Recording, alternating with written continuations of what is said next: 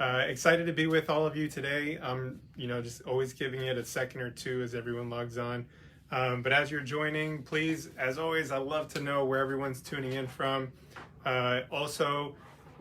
Hopefully, you're going to get something nice out of this class. But if there's something that you want to see, that you want to pull from this class, please don't hesitate to say what that is. Okay, so I'm Ricardo Santiago. I'm Joico's global brand education expert.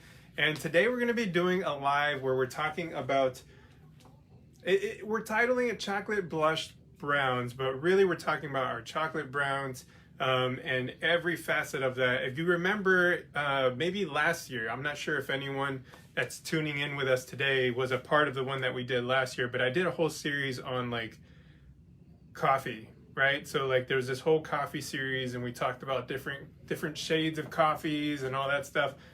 This is kind of a play on that, right? We're going to talk about those different types of chocolate tones that we all like to see. We're going to talk about the similarities between them, but also what separates them. And then, as always, we're going to get into a little bit of a technique. So, as I start moving, please don't hesitate. Like I said, ask any questions. I'd love to engage, want to interact with you. If you know someone who could benefit from this, please don't hesitate to share the live as well, and they can always catch the replay too.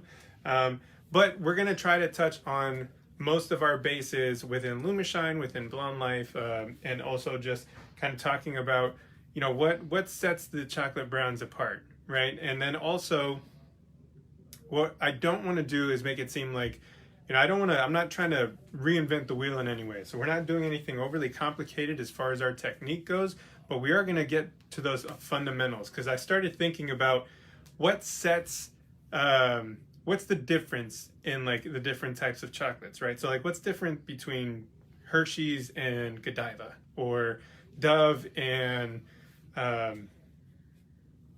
what's another fancy one besides Godiva? I don't know.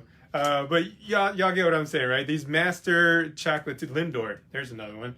These master chocolatiers, right? And what they've done is they've just really kind of refined something that's simple, but they've excelled in that. And I think that that's something that's important that I wanted to touch on too, is don't overcomplicate things. Let's just refine the simplicity of things in order to make them more appealing. Okay, so I've got a mannequin here and I've already kind of prepped her. This is actually our starting base. So this color here would actually probably pass for a really nice chocolate on its own. It's this, in my opinion, this is like our perfect starting base. There's not a lot that you really would need to do here, but we're gonna talk a little bit about, what if they're coming in with this base, right? So this one is obviously, you can see this is straight out of the box, but you can see how light this is. So what's the difference between these two in our approach on how to create these chocolates? I've found lately that I'm having a lot of clients, particularly my younger clients, are coming in. Maybe they have been blonde. We've been doing some blonding over the last year or two, and they're ready to change it up. And a lot of them are going darker. So this is definitely something that's relevant that we're talking about and doing in the salon today. So I thought that I would kind of get it started by showing you a couple of different shades. So this is our starting point here. And then this is one side that I've already done. So back here, I created more of like a dark, I would say this is like a dark, maybe like a cherry chocolate right here. Definitely a little bit of a stronger warmth to this one. You'll notice with all chocolates, there's always going to be some warmth. That is a key component in chocolate browns, right? You have to have something to richen it up, to warm it up. Okay, and then on this side too, I also did more of like a milk chocolate color. Okay, so this is a little bit lighter. You can definitely see it if I comb it back over the top of this darker color here, how the two contrast, but how well they complement if we were to kind of lay them together like that, right? Also could be a beautiful color melt, starting with the darker into the lighter. And we also, just for fun, have a little pop right in right in there, right? So just something a little different, because we don't want it to always be just that simple, right? We want to refine the simplicity, but add something in there just to make it a little bit different. So I've got some colors already mixed up here. Now, for this side, I know for me, number one thing that I get asked whenever we're doing any of these lives is, what are your formulas, right? And if you've already asked that in the questions box, no worries. We're going to be posting those formulas for you right now. But these two quadrants, I will say, we're done using DD creams, right? So I'm focusing on demi-permanent colors because we're depositing. Okay, for this side over here, I've already got two colors pre-mixed in the sense that they're ready to go in the bowl, but we're gonna go liquid on this side. And the reason for that is I wanna show the similarities, but two, the differences. So I wanna show how they compare and contrast. So on the back side, we'll go with that darker shade that's very similar to this side, but you'll be able to see how the liquid is going to be much more translucent. It's going to be a lot more reflective. Doesn't have quite as much depth as you're going to get right here as you do with the creams, okay? And then in the front, same situation. And we're also going to go over the foiling and how I place the highlights in there. Again, simple, but something that's just going to create enough of a pop. Now, I've got a chart here that I just kind of started writing up, thinking about when we're talking about chocolate browns, what sets them apart, right? So I said already, there is a residual warmth that we're always going to have when we're talking about chocolates, right? So you're either going to be a RB, I'm abbreviating these. So the RB is a red brown base, a golden brown base, a copper brown base, or a neutral brown base, okay? So the neutral, I think of things like a mocha, okay? So it's not too dark, not too light, but it also isn't like overly warm versus maybe like a caramel. Caramel has typically, in my opinion, a strong copper or golden base behind that. And then the milk chocolate I think of is always just that subtle warmth. And when I think subtle, I think of golden browns, okay? So when we're looking at the color wheel and we start transitioning to the warmer side, we always see that yellow gold area first before we get into the orange and the coppers and then into the reds. So this is kind of like our subtle side, our subtle chocolates.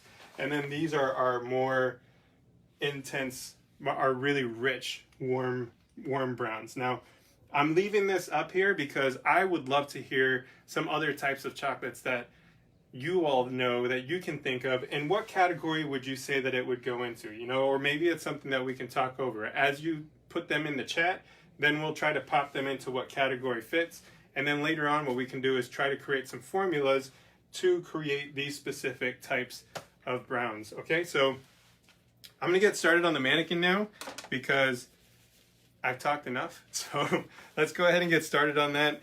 And as I'm doing that, again, if you all want to brainstorm, start thinking of the different shades of chocolates that pop into your mind that maybe aren't on here, then we can go from there, okay? And as always, too, I have my wife Angela's here helping me out, so if you start putting things in those chats, then she'll be reading them out and helping me as far as letting me know what you're saying so that we can get those questions answered. All right, so I'm just gonna try to find a similar area here.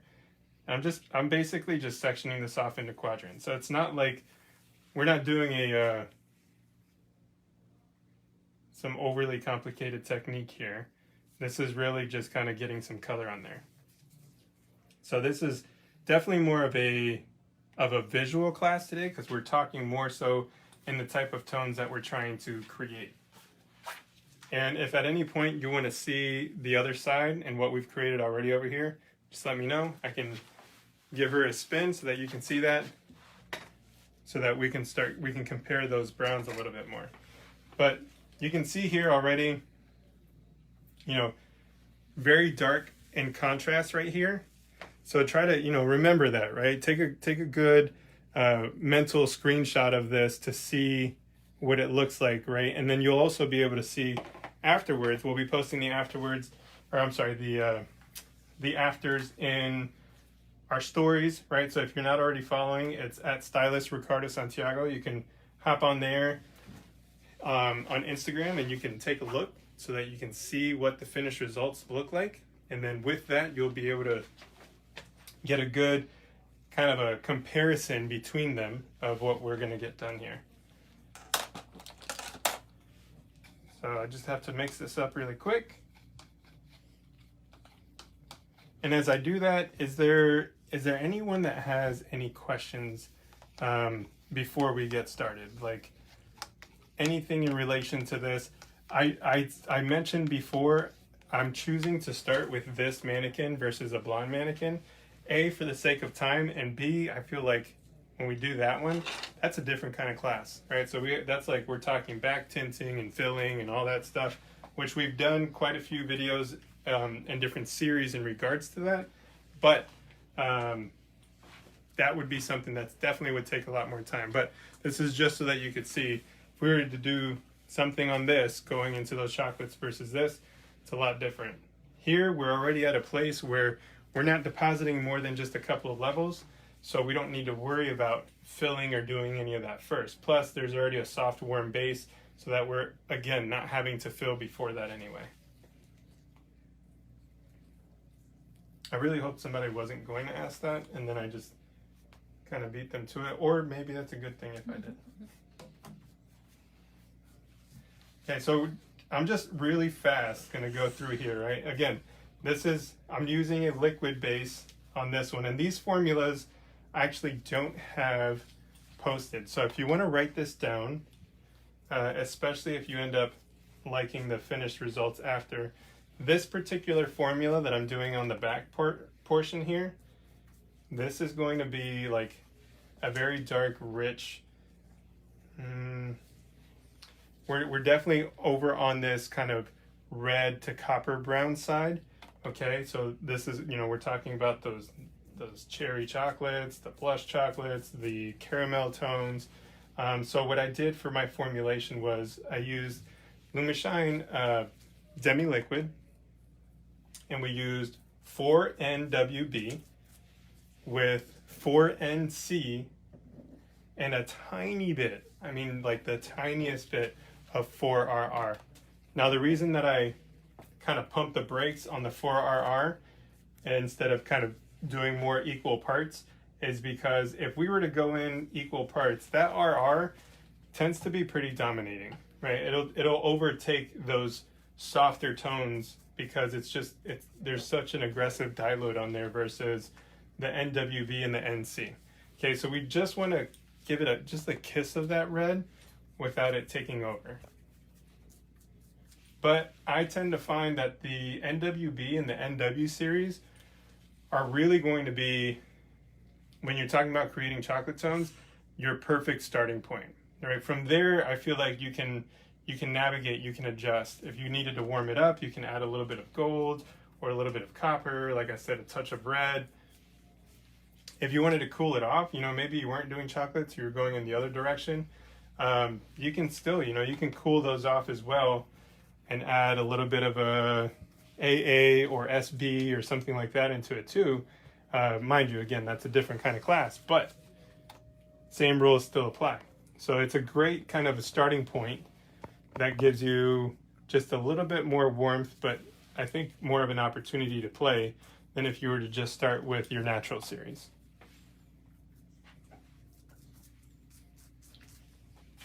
So we just have someone asking to verify what your Instagram is. They say they have a little bit of a hard time finding you.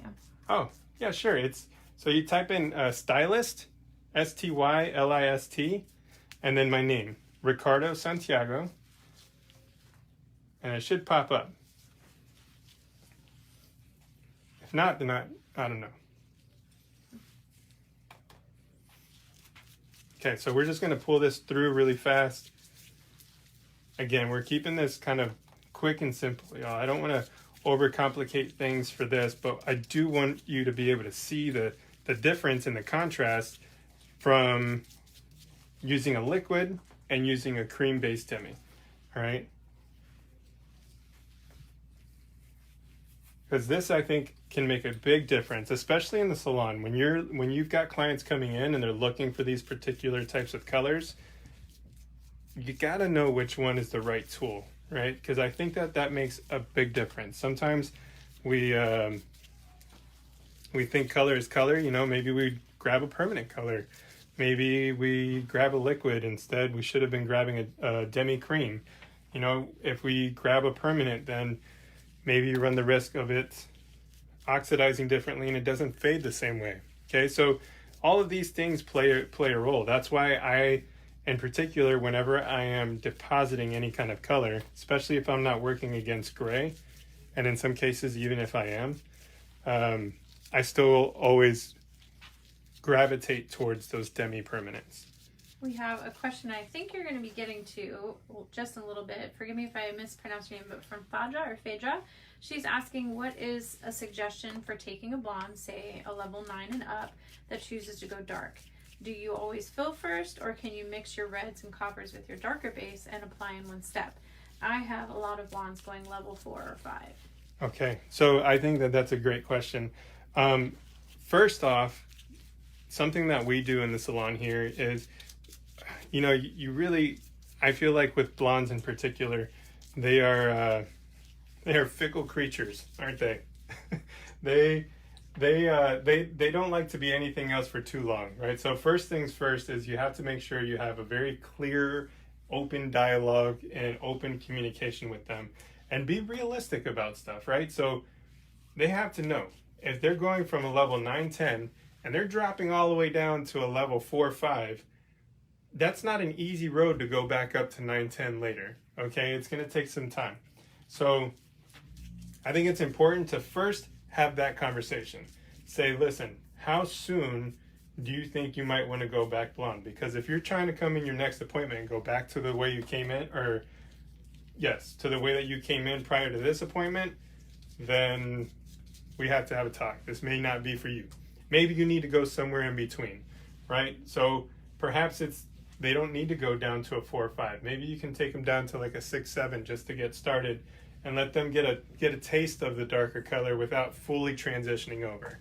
Okay, so if you're going to do that, you may not need to fill first. Okay, you may be able to just deposit straight over, especially if you're using the demis, in particular the demi creams, because the demi creams are designed for filling the hair as you work. So if you're going to do just a couple of levels, then you can go straight on with that color, because the naturals on the DD creams have a slightly warmer base than than the liquids do, and that the permanent colors do.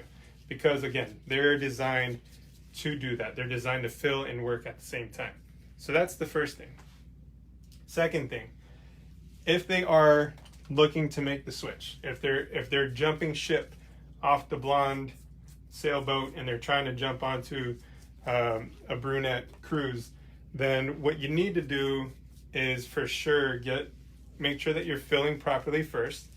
Okay, so we know that you're going to have to reintroduce warmth. So that could be using a gold base, using a copper base, something along those lines. And then after that, then we're going to put the color, our desired tone on there. Okay, that's going to help to anchor it in, and that's going to give us some longevity, right?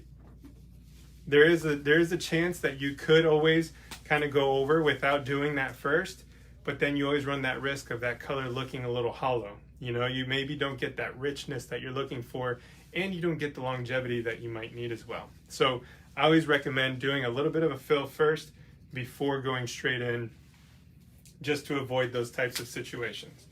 Okay? But again, first things first, make sure they're ready to commit.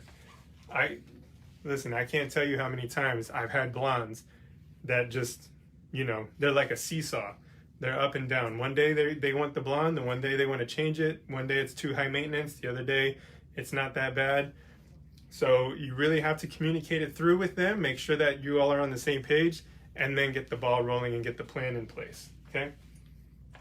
All right, so this back section, like I said before, we're going with that darker color here. So that was 4NC, 4NWB, 4RR, on the back. Just a little bit of 4RR. Okay, equal parts 4NC, 4NWB.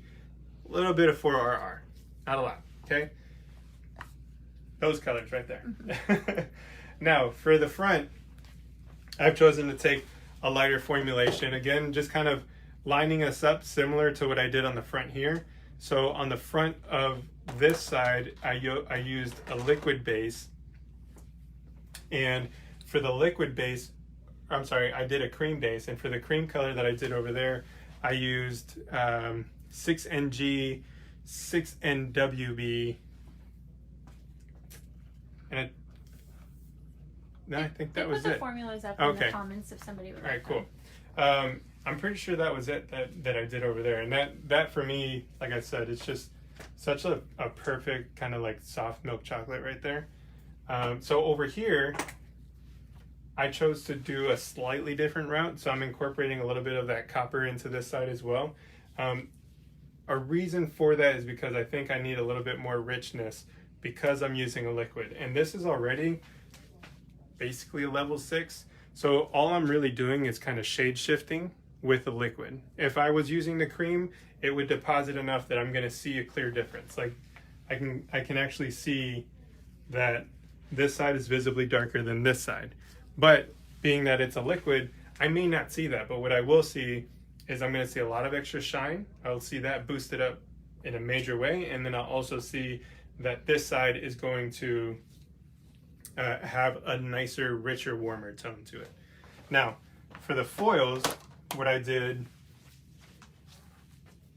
was I found the recession point, and basically what I'm going to do is go off of that recession and pretend like I'm pointing, taking a line straight to like a center radial parting, right? But I'm not going to go all the way to the back. So I'll take like a diagonal from here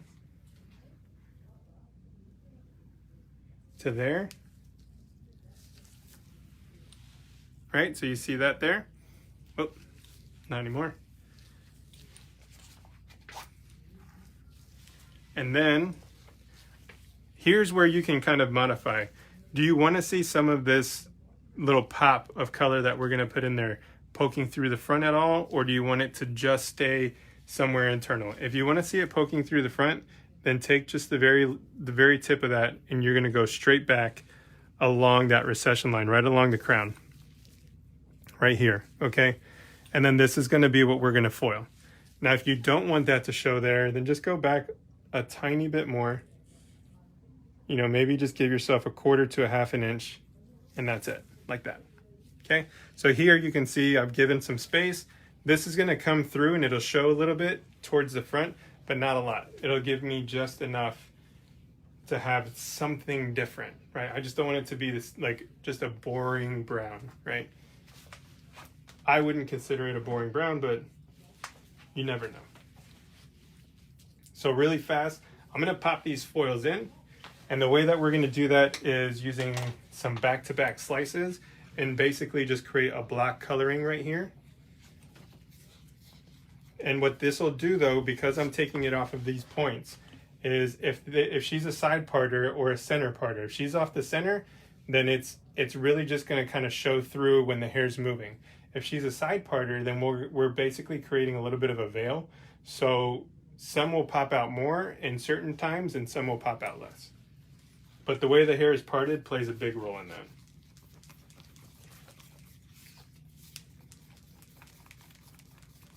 Did anyone come up with any new or different types of chocolates besides the ones that I wrote down there?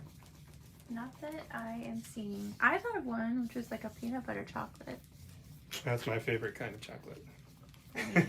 I mean that. So if we were talking about like a peanut butter chocolate, then that's definitely going to be, depending on how dark, right? Unless we're layering it up like a Reese's, then I would say we would need, that's going to stick us in the gold to copper base for our browns, right? Just to hit that kind of that yellowish peanut butter tone with the richness of the brown, then I would put us right in here, but probably more right over here.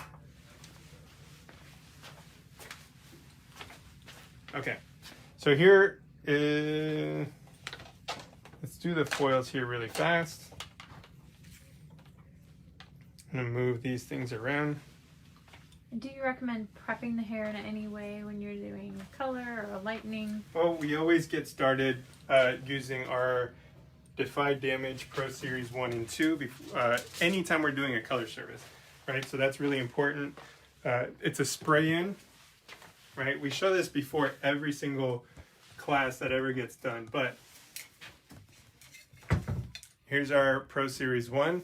Okay, it's really easy to use. It's already been prepped, but you're just going to give the can a little bit of a shake and just spray right down the hair.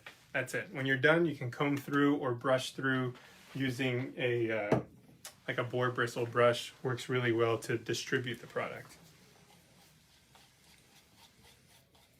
Okay. So now I've got my other formula mixed up here. This goes pretty quick, y'all. So this is why I like doing things in this way versus spending a ton of time doing a lot of foiling. I like to do this like block coloring on more occasions because it really just, it gives you a good opportunity to create some dimension without having to do a ton of work, right? Like, I don't know about you, but I don't love foiling. Like, I know some people do, but I'm not one of those people. So if I can find a way to, you know, do something a little bit quicker, I'm going to try to take advantage of that. We have a question from Katarina. She's asking, why are you choosing to mix with a whisk? Is it better than using a brush? I like to. So this was something that I kind of learned early on. I remember at my very first salon when I was working there as an assistant. This was like a pre-whisk era, and all the whisks were metal, so I really tried not to use them so you wouldn't create some kind of a reaction. But I like to use a whisk because I can just kind of set that off on the side or let it kind of do its thing. It mixes a little bit easier and it aerates it a little bit more, so allows the oxidation process to get started right away. But I also found that when I use brushes, then you're going to end up having to do two of them anyway, because that first brush that you use when you're mixing, you're always going to get like a little extra color deposit worked in between the bristles.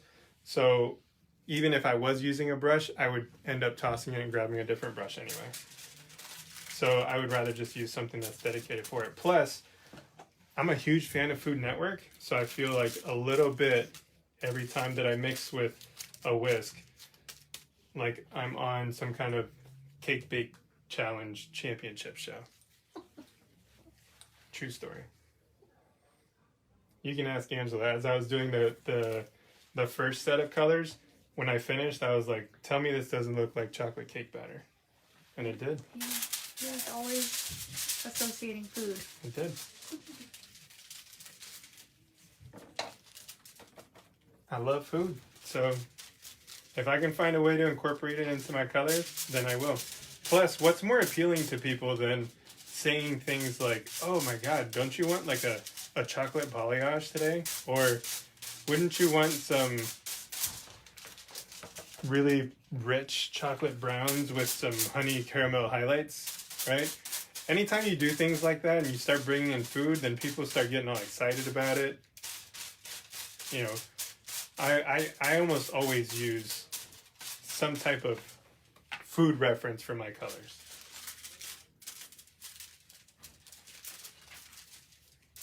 And I'm just bookend folding these because I need to keep it nice and tight, because I need to be able to fold these up and out of the way, right? I'm also trying to avoid getting color to leak in there. So make sure that your foil work is very nice and neat, right? If it gets a little sloppy, then you start running into issues there.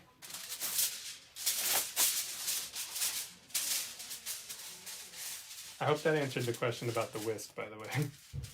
Sorry, I went on a tangent about food. It happens sometimes. And by sometimes, I mean like every day. At least for me.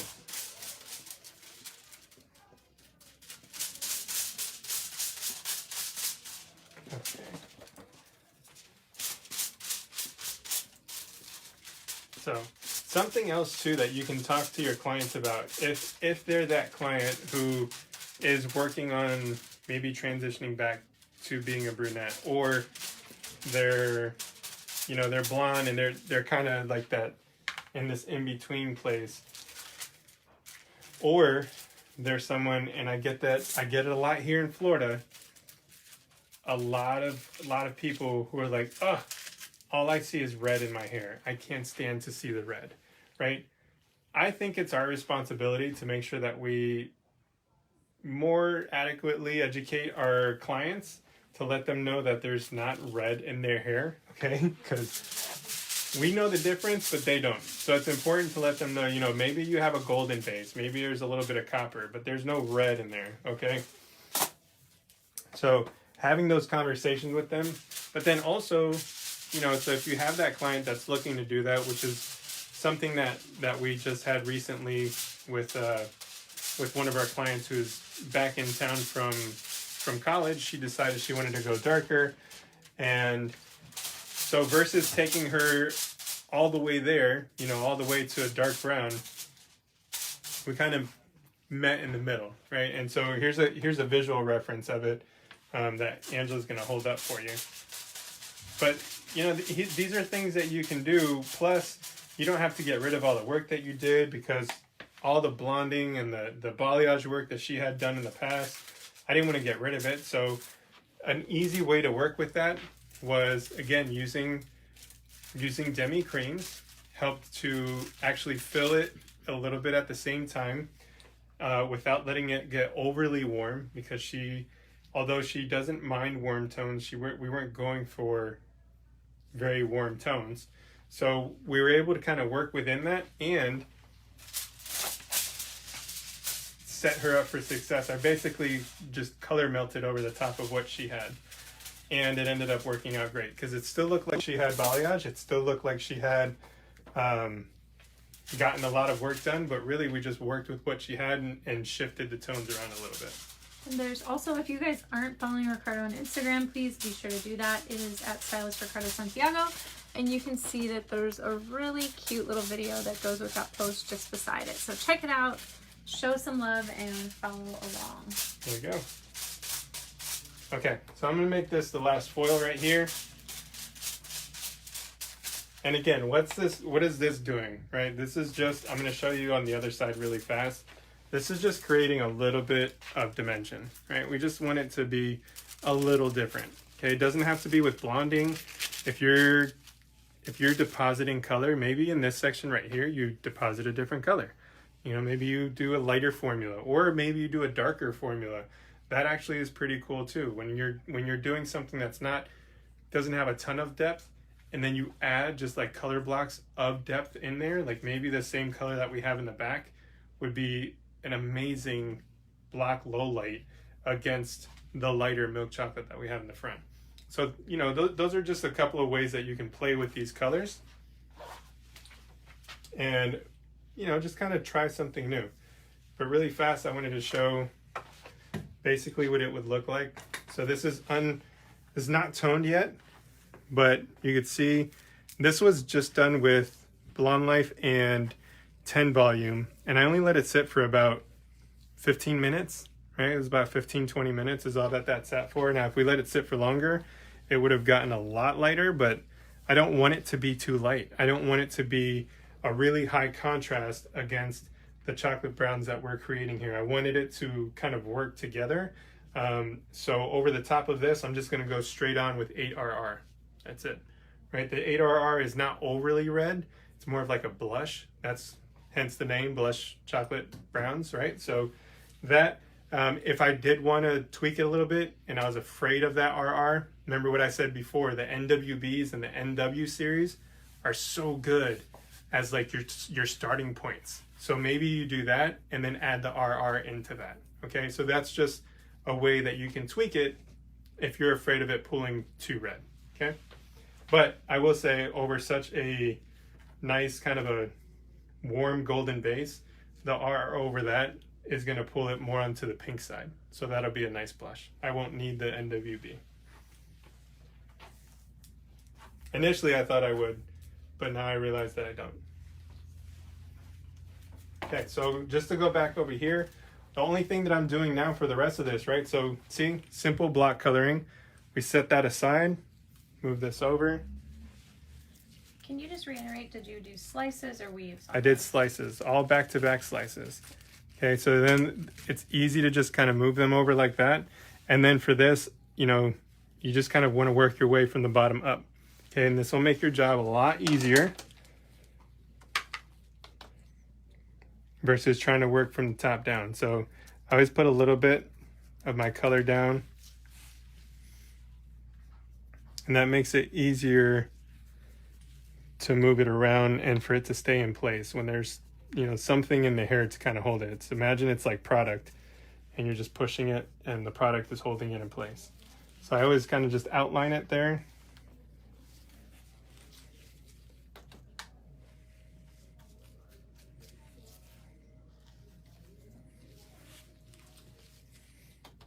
Okay, now this technique, obviously I chose to do different shades of chocolates and browns because I wanted you to see what your options were, right? Like what are different types of chocolates. But ideally to do this technique or to do this look, right? To recreate this look, because I wouldn't necessarily even call it a technique. This is more so just a look.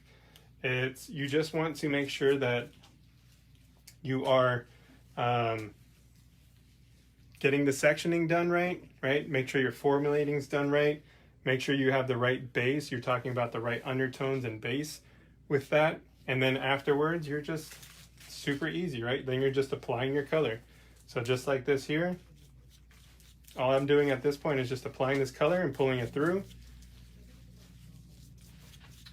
And that's it. Someone, Elaine, is asking to confirm, are you saying 8RR demi-liquid for the tone? Yes. Yeah. 8RR demi-liquid. Now, if you feel like it didn't lift light enough to put 8RR over the top, then you can maybe adjust. You know, maybe you want to do like 9NWB with a little bit of 6RR. That'll definitely add the depth into it that you might want if it didn't lift as high as you wanted it to. For me, I liked where that came out. So there's that. The other option is, you know, you can always go over it with maybe color intensity, something else along those lines. This is just to create a pop, right? So when we're trying to create pops, you can use whatever you want, but it's just, it is to create something dramatic, something different. Okay, we don't want it to look just like the rest of the hair.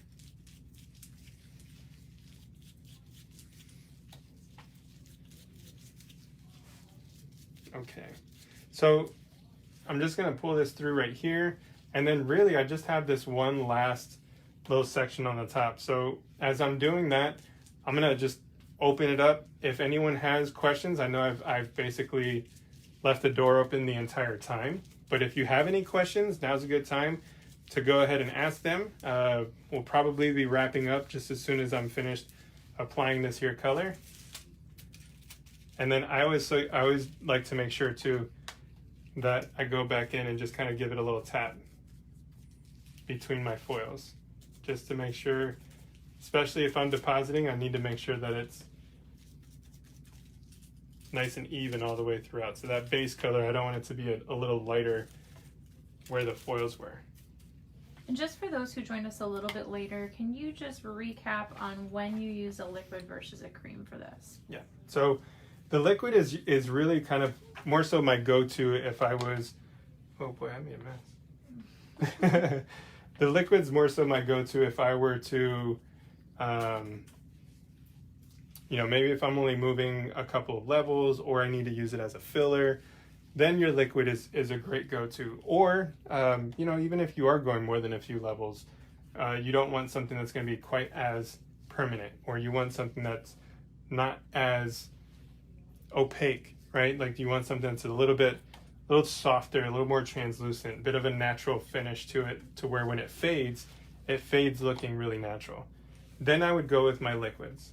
When I want something that's going to hold, that I can kind of hit it like a one-stop shop type situation, that's going to give me a little bit more longevity, and I'm okay with it looking like it's deposited a little bit more, that's when I go for my creams.